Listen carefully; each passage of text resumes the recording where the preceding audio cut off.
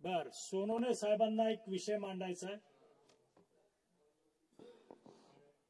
अध्यक्ष महोदय धन्यवाद. अध्यक्ष महोदय, हा शिवरायांचा महाराष्ट्र, हा शिवरायांचा अखंड हिंदुस्थान. काल पहाटे 4 वाजता छत्रपती शिवरायांच्या जन्मभूमीतली एक शिवकन्या आपल्या आईवडिलांबरोबर आलमे गावातून सगळे हे वारकरी पंढरपूरच्या दिशेने निघले असताना दौंड तालुक्याच्या शेवटच्या हद्दीचा असलेल्या पोलीस स्टेशन आणि भिगवण म्हणजे इंदापूरचं पहिलं ठिकाण अशा पद्धतीच्या असलेल्या बाउंड्रीवर एक घटना घडली. अध्यक्ष महोदय, ती अतिशय दुर्दैवी आहे, अतिशय गंभीर आहे आणि ह्या गोष्टीचा आपण विचार केला पाहिजे.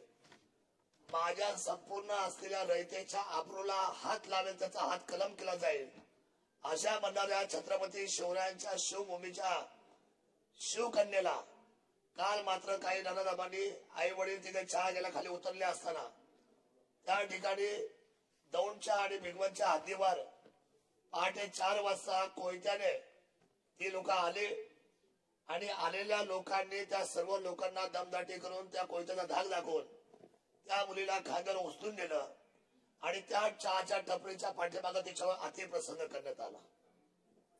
अध्यक्ष महोदय, गळ्यातले दागदागिने काढले त्या महिलांचे, जे वारकरी होते ते होते तरी काय, थोडे 2 तोडे गरीब महिला, या शेतकरी महिला.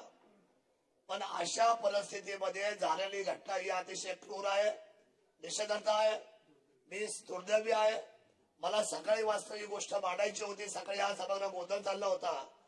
पण अध्यक्ष महोदय, आपल्या माध्यमातून मला राज्याचे मुख्यमंत्री आणि गृहमंत्री यांना अतिशय नम्रपणे या ठिकाणी सांगायचंय, वारकऱ्यांचे सकाळपासून फोनवर फोन चालू आहे, तुम्ही हे सभागृहात मांडणार आहात की नाही, आणि मांडल्यावर याच्यावर ह्या 24 तासाच्या आतमध्ये हे सगळे जे कोयताधारी आहेत त्यांना तुम्ही गजाड करून त्यांना फाशीची शिक्षा देणार आहात की नाही.